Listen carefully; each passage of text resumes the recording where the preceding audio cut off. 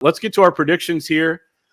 We'll start with the offensive player of the game. I'm just going to keep going with Khalil Mullings. There's just no reason to go anybody else. Of course, it could be someone else. Maybe we don't give enough credit and love to the guys on the lines here at some points, but either way, it's Khalil Mullings for me. I think I've had Khalil the last 2 weeks, and I'm going with him again. I think I'm going to keep riding him, right? Keep giving him the ball, and he keeps producing. This is the guy here for me. I think he's going to have a big game. I think they're going to stack the line. I don't think it's going to matter. Number 20 is going to come to play. I'm going to do something that I've never done in my, 3 years working here now? I'm going to opt out of giving an offensive player the game because every time I pick someone, dating back to Andrew Anthony, they don't do anything. And I'm kind of tired of that. So I'm going to take a 1 week hiatus on that. Way to take one for the team, Anthony. Who did you have last week? I don't even remember. I think I had Alex Orji. Oh, boy. So. Hey, he had some plays. I'll say this. It's not an official pick, but oh, no. Don't do it. The Don tends to show up against the Washington Huskies, so just something to keep an eye on. Yep. 1 of 1. Defensive player of the game. I'm just staying with my same formula. Mason Graham. I think he's going to dominate in this game. That's not a hot take. Everyone in the country now knows that he's going to do that pretty much on a weekly basis.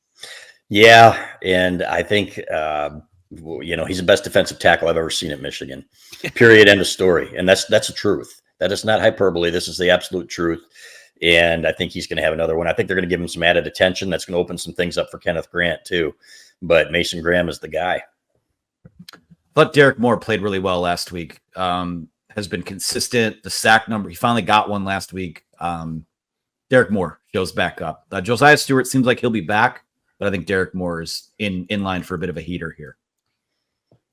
Josiah Stewart is my X factor. I think him coming back off the injury, I think he did impact, or his lack of presence out there last week impacted, maybe Michigan being able to get to the quarterback late, kind of allowed Minnesota to rack up some yards there, put some drives together. I think Josiah Stewart's big against a offensive line that really won't have an answer for all those guys together, and he's just become so good as a pass rusher.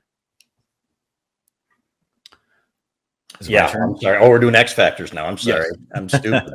Yeah, I agree with you 100%. He would have been mine 100%. I think he's going to have a great day. I think he's going to get to the quarterback and make things tough. So I'm going to go with him as well.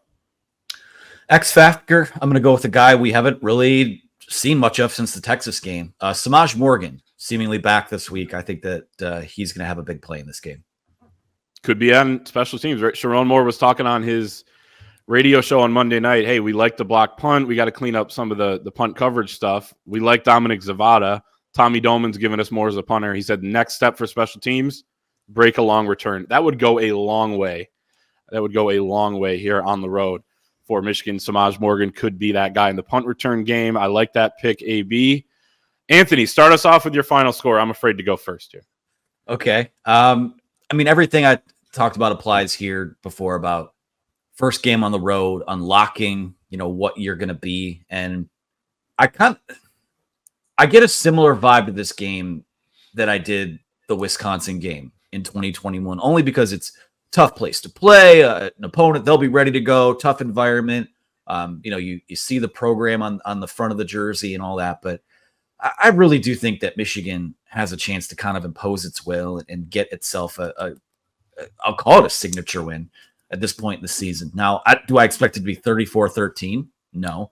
I have Michigan winning 23-18. I think it's going to might maybe come down to a couple key kicks, a couple key situations, but yeah, and Jed's going to scheme up some successful stuff on the offensive side of the ball, but I just don't. I think I really trust the run game, the defense, the special teams, and those are maybe the three most important things when you go play a road game in this conference. So Michigan 23-18. I got Michigan 20-17 as of now. I haven't given this a ton of thought, but it's going to be a low-scoring game. And I think they find a way. I think the defense is going to keep them in it, and they're going to do just enough offensively to win this football game on the road. It'll be a huge win for them. I was hoping I wasn't going to be alone here, but I am alone in picking Washington to win a close game. I think 17-16, something like that. I I just don't trust the Michigan offense if this is close. I trust giving the ball to Kalel Mullings, but if things don't go the right way where you're not up or, or something like that, I just don't trust them enough. I think Michigan could roll Washington and just kind of run all over them and shut them down defensively. I think 17, I'm picking Washington to score 17. I think that even may actually be high because I trust the Michigan defense, but it's just kind of a gut feeling going out there. I just feel like we're going to be coming back with Michigan with its second loss coming into the bye. Would love to be wrong, but we shall see. It's why they play the games. It's going to be a fun trip, and it would be even more fun if we're coming back if Michigan pulls out the win.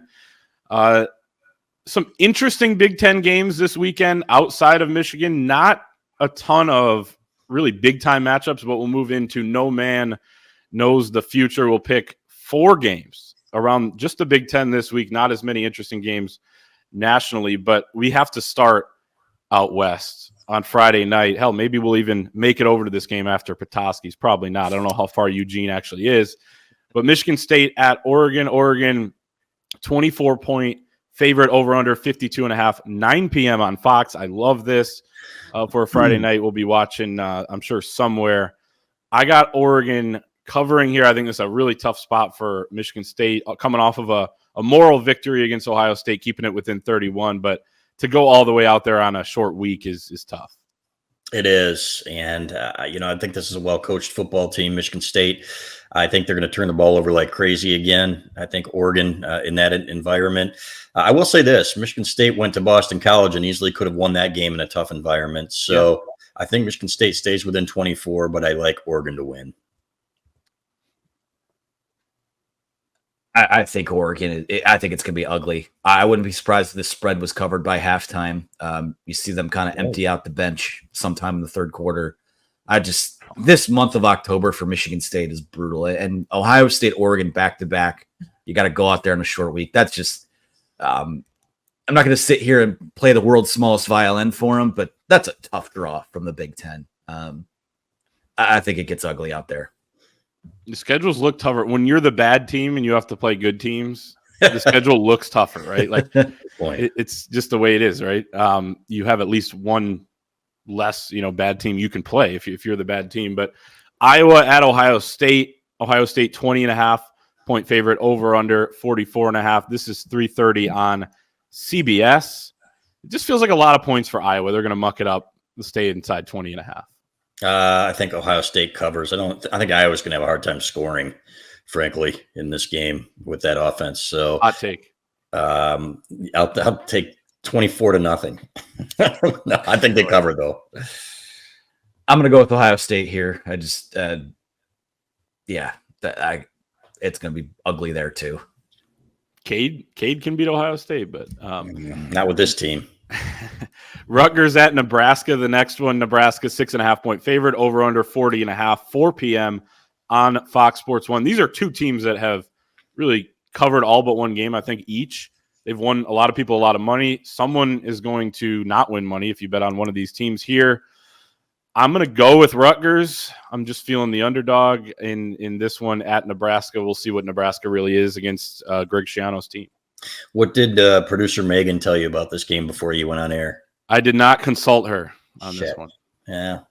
All right. Well, I'm going to go with Nebraska anyway to cover. I think Nebraska, you know what? Rutgers didn't impress me really against Washington. So I think Nebraska's physical enough to take care of Monangai.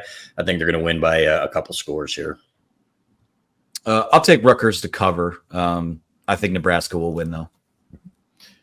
The last two teams Michigan played, USC and Minnesota, are facing off on Saturday night in Minneapolis. USC, 8-point road favorite. Over-under is 50.5. This game, 7:30 on Big Ten Network. I do think I like the over-under 50.5. I think there's going to be a lot of scoring here, actually. So I guess my pick is the over, if that's not a cop-out.